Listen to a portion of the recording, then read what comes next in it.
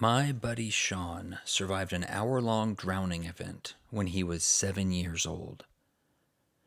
In the past couple of decades, he has dedicated his life to search and rescue as his way of paying it forward and giving back.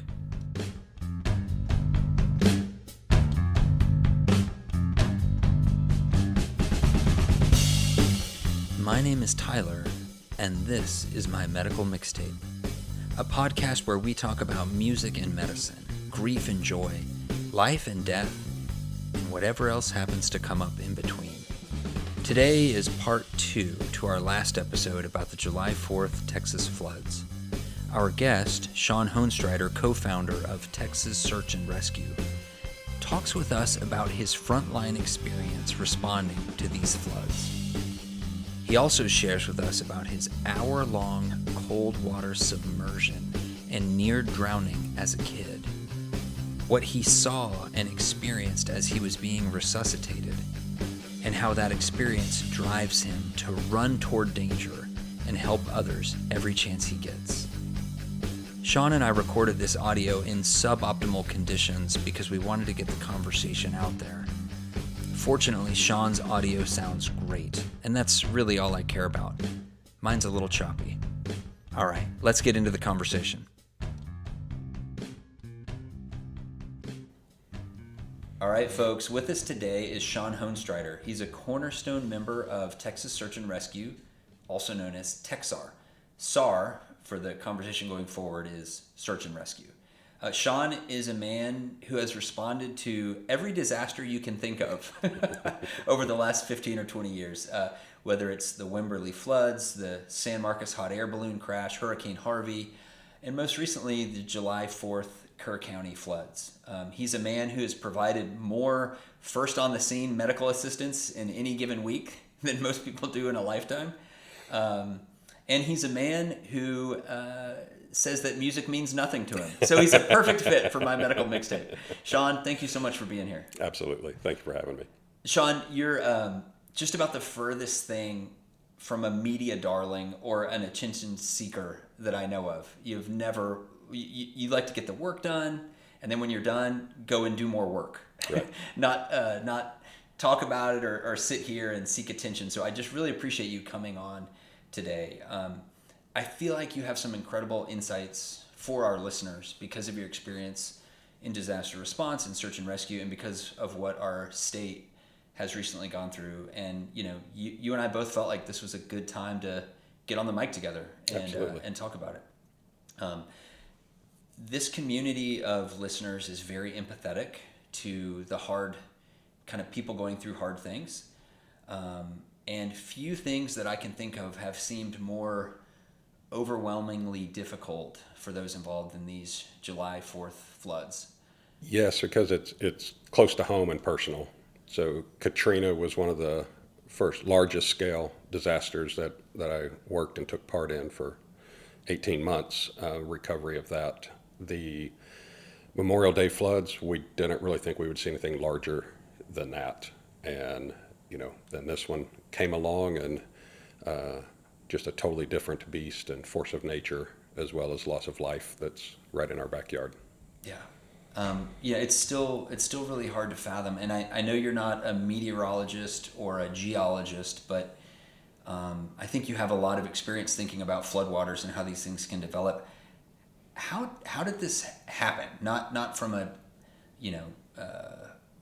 disaster preparedness, but like, how did this physically happen? How does a wall of water like this occur? Yeah. So it was just what do you want to say, perfect storm or worst case scenario of everything coming together at the wrong time, wrong place of, the hill country, flash flood alley there, and just the limestone that we have and elevations that it's just not able to saturate in quickly, and everything came together at once and just annihilated, wiped out this area completely. It's interesting when you look at maps or overhead images of these different river systems and tributaries, and those, if the focus of the storm is just a few miles this way it's flooding the Nueces. Yeah. If it's a few miles this way, it's the Frio. I mean, it's really interesting, but it's just always like you said, kind of a perfect storm, just in a perfectly wrong place to just fill up like that. Yeah, nothing, storms were expected, flooding was expected, but we get very complacent, with the warnings and usually see nothing. And then this one just took that 180 and was the worst case scenario. Yeah. So you immediately, you and TEXSAR, Texas Search and Rescue, it seems like y'all were, on the scene just about immediately. How many days have you been out in that area with rescue and recovery efforts? So, yeah, TEXSAR resources were on scene in Kerr County on that Friday, July 4th, and then we just demobbed our last canines this past Wednesday. So 20-some days there. I don't recall the exact count. Okay. And, of course, the resources. We continue to work the community support side right now on donation management and are staying active in that side, and we're all available to go back in for the recovery side as those resources are requested. Gotcha. And so, Shawn, you personally were out there, 10 days in a row, and then we're back for a couple of days and just bouncing back and forth? For this one, I was deployed first couple of days on the hopeful rescue side, and then demobbed while some others stayed in, took care of stuff at home and work, and then went back in for several days. And right after you got home, you got called to the San Saba because that was flooding, right? Yeah, that was, I think, day 10 or so that was demobbing, and thought we were going to have a weekend getting affairs back in order, and the next morning called into San Saba area to be staged for potential flooding there. Yeah. So, we all see, we see news clips, we see boats, we see people walking shorelines. What kind of work do you and other folks in TEXSAR do when you're out there? What's it look like? What are you actually doing? So it is a myriad of everything. A lot of boat work when possible. Sometimes that's not feasible, or a variety of boats that are utilized. The rescues for this one was a lot with the helicopters on that front, and boats as well. But moving into the recovery phase, that's a lot of boat work, side scan, sonar, walking the banks, working the water by foot as well, and divers, technology and such that exists, the drones and UAVs. But the biggest thing out there is the canines. So using the HRD, the human remains cadaver dogs. Okay. I was a lot more involved in TEXSAR a few years ago, and it seems like the use of technology has just exploded. Yeah. I mean, whether it's drones or, like you said, kind of sonar, is that something that just does it surprise you how much that has come along, or has it changed the way y'all do operations? Absolutely. Things continue to progress and transition there. We try to be a leader on some of that development and provide that to other agencies to utilize. That I feel like we're lucky here in the Central Texas, Austin area for the amount of tech folks that we do have on the team.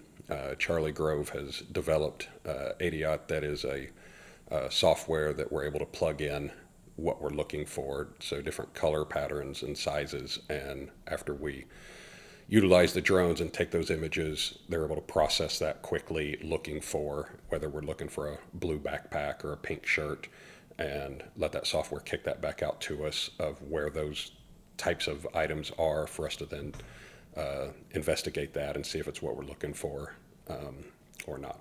That's so cool. One of the things I love about TEXSAR and teams like this is how it kind of, and this is true of the medical community too, you kind of take people with different skill sets, and if you recognize like, hey, I'm good at this. I'm not good at that. So I'll do the thing I'm good at, and you do the thing you're good at. And you, Shawn, you're more of like a bushwhacker, and like get me in a boat, give me some kind of big horsepower situation, right? Because you're a self-described country boy, and that's what you bring to TEXSAR. Get the job done. Get the job done. Whereas you have a Charlie Grove or so many other members of TEXSAR who are, they're techies. Right. They know their stuff, and they're bringing that to it. That's what makes it such a special and unique team. That we're used to our teams that are all come from the same background and learn the same skills, and here we're really blessed to have that variety from all backgrounds of life and to approach each situation from a different viewpoint, and experts in a variety of things. So it really is a beautiful thing when it comes together. Yeah, in medicine, so many times you tell somebody you're a blank, whatever kind of doctor. I'm an ER doctor. I'm a neurosurgeon, and often the response is, "Oh, I could never do that." It's like, well, yeah, but you're doing what you're good at, and thank God there's somebody who's good at neurosurgery, because we need that doctor too. Yeah. So when you're on deployment, what's it like? I mean, you're really only working during daytime hours out in the field, right? Because of safety. Is that true? I mean, not rarely is that our preferred case, but Yeah. So the upfront part is around the clock. Like in the immediate 48 hours. When you still have potential Yeah. rescues and life imminent searches, we're trying to work 24 hours. How do you stay safe in a boat in floodwater in the dark? So there's risk involved in everything. Mitigate that risk with the proper equipment and proper training. The biggest thing on anything like this is it comes down to that rescue technician's choice of whether it's a go or no-go situation for that individual and their skill set and comfort level. So for each of us, that's a little different, and what might be my go is others' no-go. When you're out there, there's a where are you staying? Are you showering? How are you eating? Like, is this just like what's that look like? Like for your team, there are a bunch of y'all out there. How are you? Caring for everybody. Every case is always different. Typically, we're used to staying in a firehouse bay or civic center, gymnasium, similar types of things to what shelters that'd be set up for the local community needing that. This one was a bit different. We had people spread all over the place, but was absolutely amazing of some of the ranches and homeowners that opened their homes and facilities to us. That in this case, we had some pretty amazing accommodations to return home after a long day too, which was just a huge asset to get good rest and food and be taken care of on that front. That's while awesome. Others are memorable in their own way of sleeping in jail cells during Harvey. Those stories. It's like, I just spent 10 days in a jail cell and, in a village in Houston doing rescue work. Yeah. They're all memories. They're all memories. During Harvey, I stayed in an abandoned psych ward in one of the hospitals in Houston. That was interesting. Maybe they did that on purpose. Maybe I needed that. We might have gotten lucky with our jail cell then. Yeah, that's right. I think we were texting pictures back and forth, like, where are you sleeping tonight? Yeah. But that's pretty cool when I think about the people who live in Kerr County and that kind of hospitality, and to know that y'all were cared for in that way while you're out there doing that work is really cool. Yeah, the community, absolutely amazing. We can't just stop at the local community or state. It's the country and world coming together over an event like this. It's hard when you look at the loss of innocent life here. It's hard to see the positive for me and what kind of sense you can make of that. But when you see the good and support coming out of the community, it's absolutely amazing. Yeah.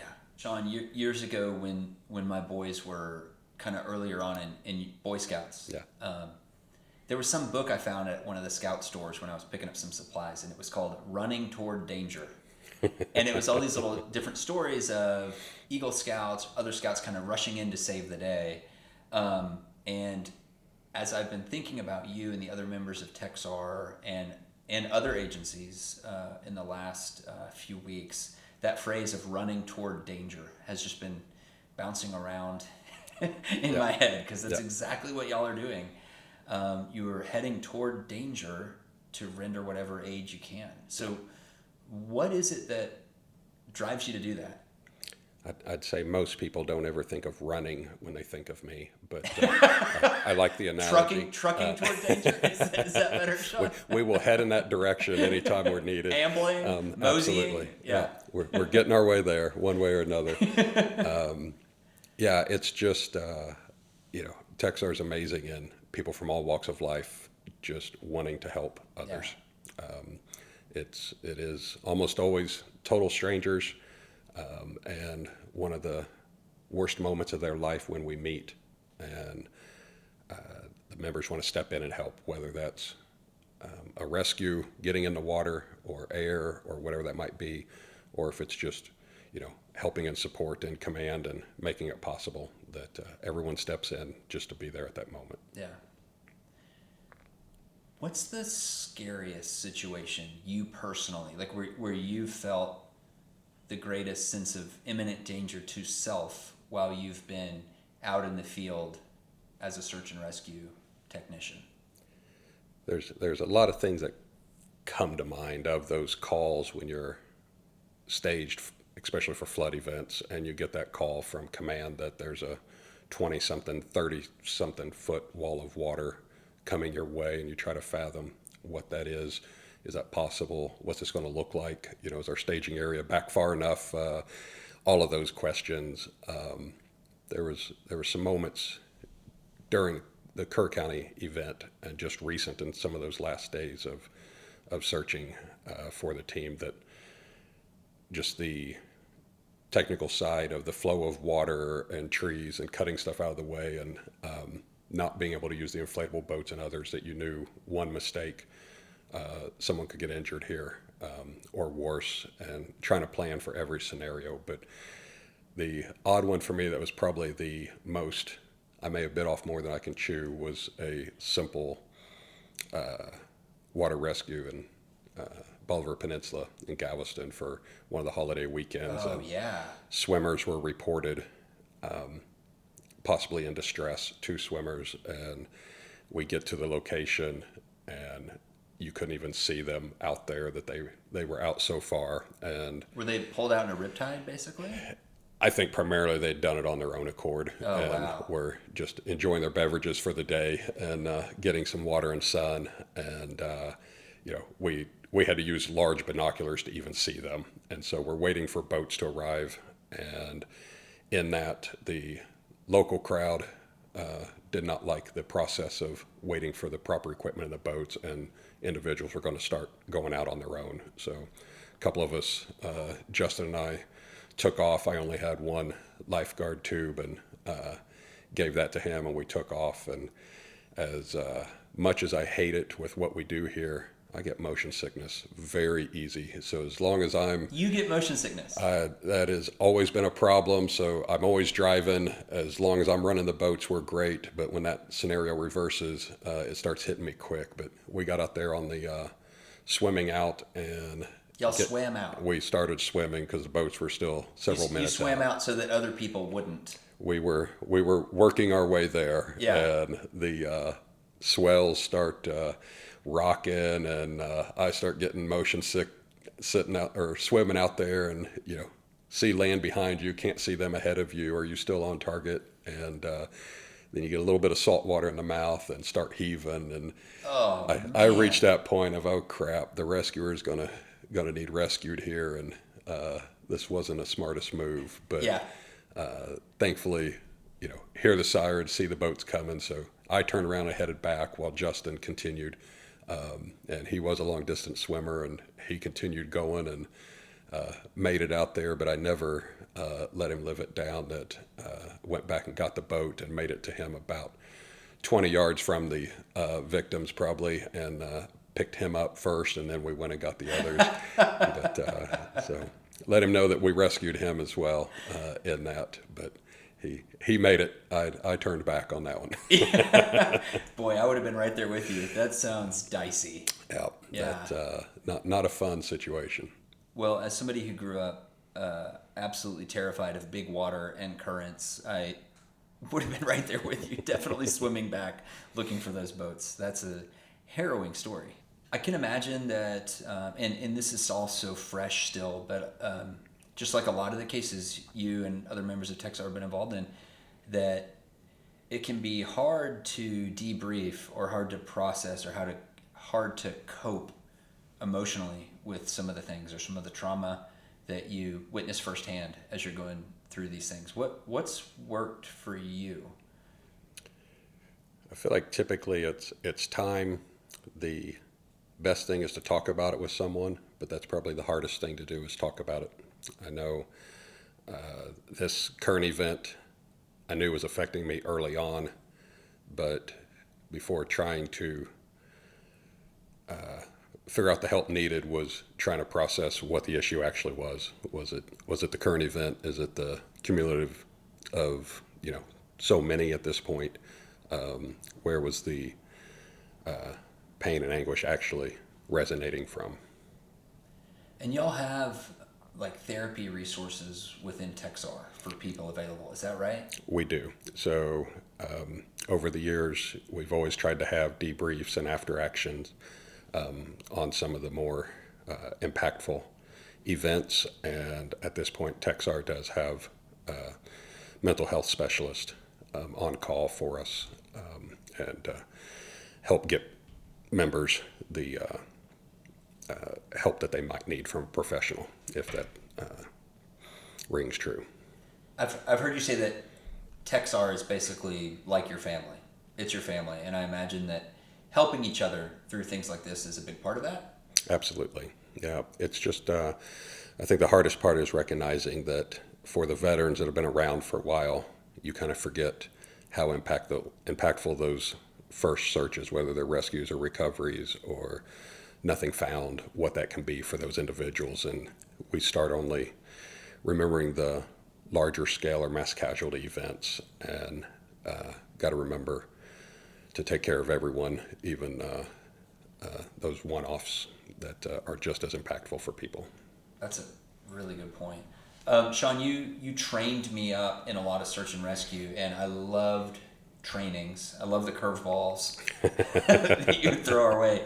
And I think about the swiftwater rescue training that we did. It was so crazy. I mean, we're in the river. It's night. We've got headlamps going on, and we're doing rescues down the tube chute, Yeah. which, for those who don't know, is this, I don't know, it's just this really fast piece of current that's comes down from a dam in New Braunfels. Yeah. And it's just insane. And then you had us tying knots behind our back, one-handed, under a waterfall. Well, probably cursing you and throwing some water in your face Yeah, as well. exactly. To make sure we could do our stuff. Briefly, because this could be a very long answer, but for people who are interested in this kind of training or this kind of thing, what does it look like to become a member of a team like TEXSAR? What is a training? Can you walk us through that briefly? Sure. So most all of that info is on our website at texsar.org is the best place to start. But once someone joins and gets through that application background check process, there's some simple online FEMA classes that are required. And then everyone starts at the basic ground pounder that wilderness search and rescue technician level. So weekend class, there's day and night exercises of working through the basics that when someone's missing, a lot of ground is needing covered. So a lot of people's thrown at that effort. From there, after they put some time into the team, they look at their specialties, whether that's swiftwater, then boat, possibly canine, the drones, and fixed wing, rotary wing pilots, and on down the pathway of how many different specialist options they can go into. So everybody has a common basic training, and then from there, kind of, you're a big enough team, you diversify and absolutely pick your lane. Everyone has to be part of the basic team first, and what's called out the most, and then you can add on to that over time. So search and rescue attracts a lot of gearheads. people love an excuse to buy cool toys, right? Absolutely. Some of my favorites were, I kind of like the simpler, kind of elegant things, like a really good locking carabiner, as you know, or the Leatherman Raptor tool. It's just, it's basically a Leatherman made for paramedics. Right. Just awesome to have. But I feel like your favorite toys have a lot more horsepower than a Leatherman Raptor. That's typically preferred. The rest is the simple things you carry on you, although they're used the most. But having the boats or side by sides and appropriate accessories and horsepower is definitely up there on the list. Do you have a favorite piece of gear? I probably like our Zodiac inflatable boats with the 50 horses the most, but the flat bottom with the 125 on it gets around pretty well also. Gosh, that's awesome. That's some cool gear. You know, when you're out there on still water, it seems like a lot, but the moment you're in moving water and a couple of rescue techs in there, and you throw in some evacuees and start piling that weight in, you realize you're typically undersized on the motor in moving water. So we try to take it to what the boat can handle and be sure that you can get the job done when needed. Yeah. I want to shift gears for a second because you have this really incredible, I guess, you know, in the superhero era, you might call this an origin story. I don't know if that's the right term for it, but you have an incredibly unique experience from childhood that I think is very relevant to this discussion about search and rescue. And I wonder if you wouldn't mind sharing that. Sure. The whole water side of the house is a very passionate one for me due to personal circumstances. And as a 7-year-old child in South Central Indiana, was at a family weekend event and sitting out on a boat dock with I was 7, she was a couple years older than me, and sitting out there talking, and she went back up to the parents after some time and just was standing there when they asked her, you know, hey, where's Shawn? You were talking to him. And she said that had fallen in the water. The cinder block was sitting on had tipped and had gone into the water. So at that time, of course, everyone went into panic, rescue mode, and jumped in trying to locate me. My understanding is they'd given up the search at that point when a young man had made a last attempt and then did find my body underwater there. Had been underwater for about an hour, was brought up, and CPR resuscitation efforts were started there on the dock, and I had the out-of-body experience that you'll hear about sometimes with that, of the blinding white light, hearing everyone, you know, talking, screaming to breathe, and the panic, and actually being able to see that scenario unfolding, but not being able to respond.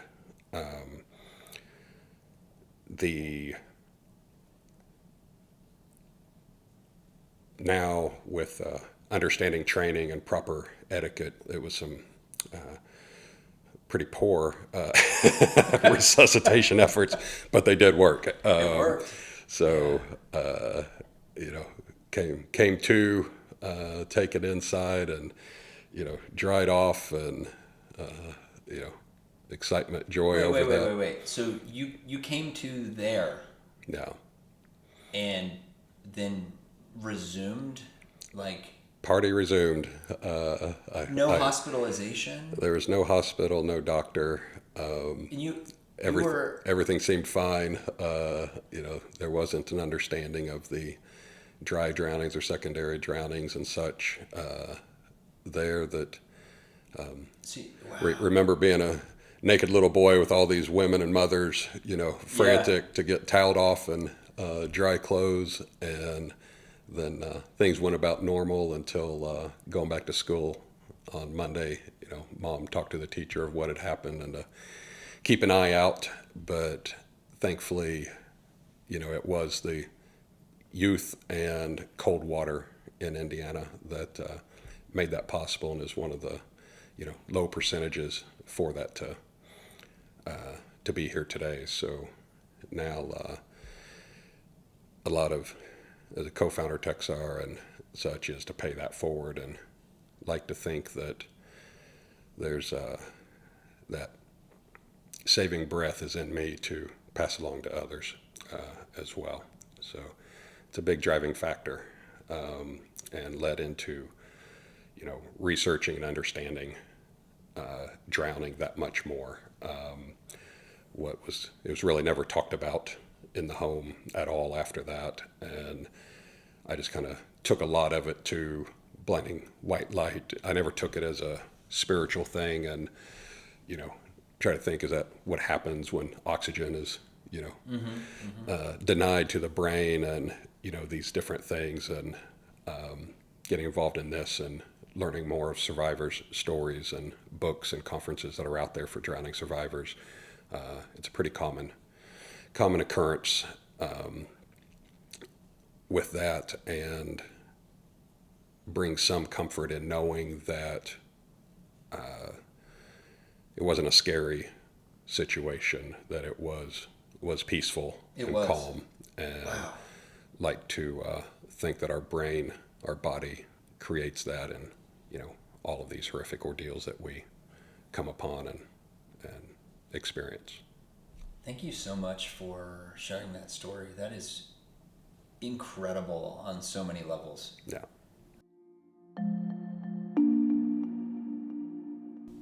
Well, I'd like to pivot once again, Shawn, and I wanted to ask you, based on what you've seen, just a couple quick questions. What is one thing that you wish every Texan knew? Like, if you could change one Texan behavior or drop one pearl of knowledge for every Texan out there, what would it be? Wow, that's a tough one. Stay prepared. And I think that can cover in so many ways, as you said, gear for us. There's rarely a time that my vehicle couldn't outfit a team of 6 for everything. So I'm a little opposite on that spectrum. But I think it can ruin fun for a lot of us of normal activities, diving and tubing and stuff in the water, when you're always concerned with the safety elements. But I think especially as parents, if we were aware more of what can go wrong, and whether that's the simple things of bright colored swimwear for children, so that easily seen if they do go under the water, the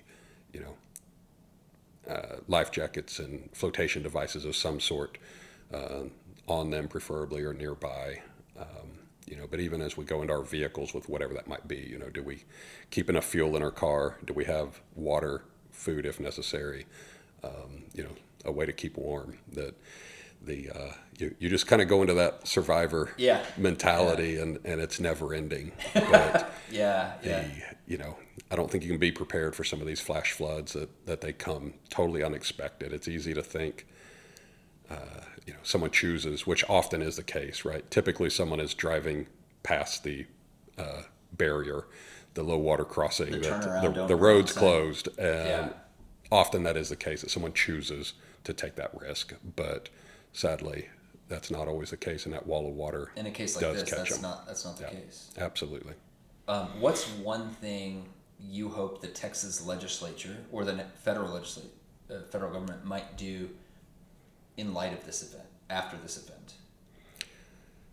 So we know they're in special session now for evaluating things, and I think the biggest thing we're hearing from the communities in general is the warning systems and the proper notifications that we get alerts so often that you start to ignore them. And so when the real one, when we cry wolf too much, you don't pay attention. And so when the real one comes, is there something different that needs to be done at that time? And I don't know whether that's sirens or what happens with our phones and devices, what that might be.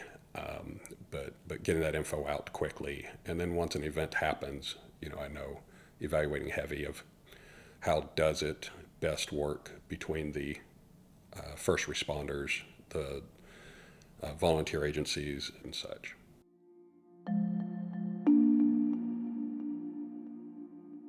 So, Shawn, though you are on a podcast right now called My Medical Mixtape, you've confessed to me that you are decidedly not musical.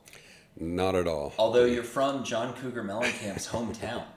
I am. All his songs about pink houses and born and raised in a small town, that's you. Yep. That's Seymour, you. Indiana is the small town, and that's probably the biggest impact for music in my life that can relate to the something comes on the radio and it's like, I like this song, and I realize 30 seconds later I've not heard a word, that my mind's somewhere else on something. So it's a background noise.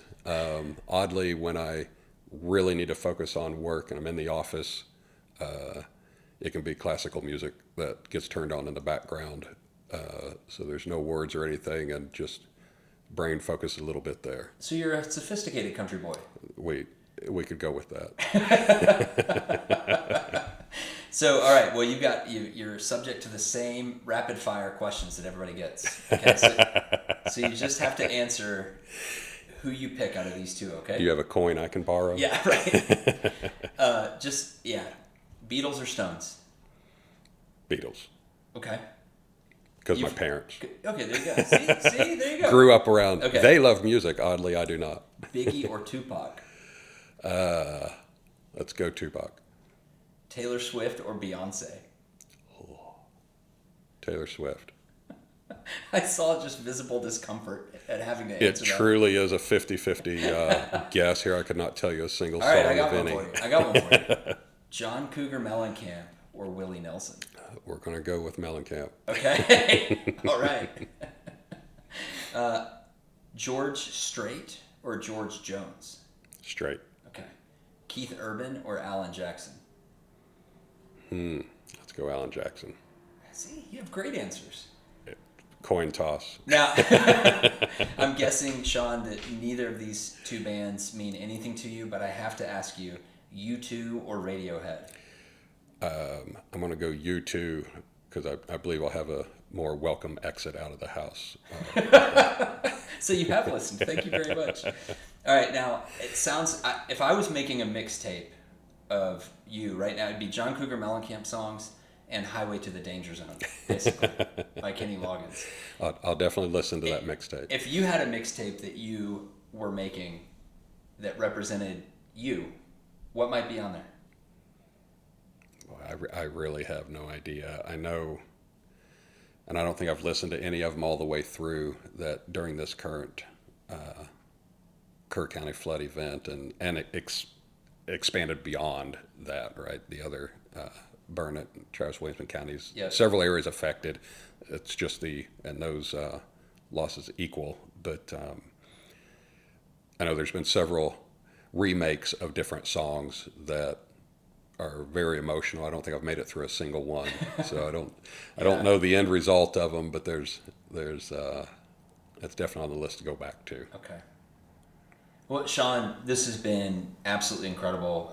I just want to thank you for the way you've really dedicated your life to helping people at their most vulnerable, for running toward danger, for taking those risks, and for giving back the way you do.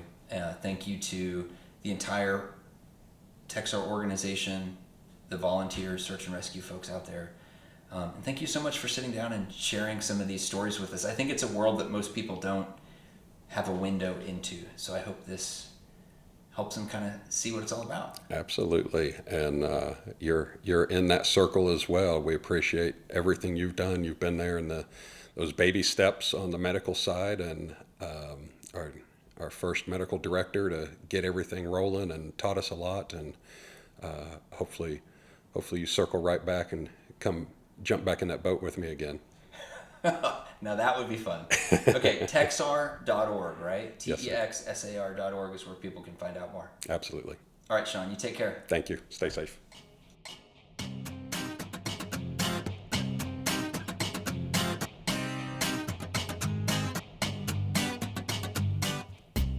This episode of My Medical Mixtape has been a Crash Cart Campfire production.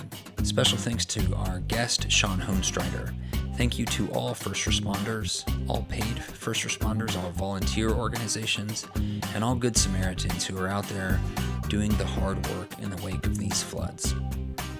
You can find Shawn's organization TEXSAR at texsar.org, texsar.org. A special thank you to producer and editor of this episode, Sarah Brager. Please find us on Substack at tylerjorgensen.substack.com. You can follow this podcast on Instagram at My Medical Mixtape, and be sure to follow us here on Spotify. Y'all stay safe out there. Thank you. Don't be strangers.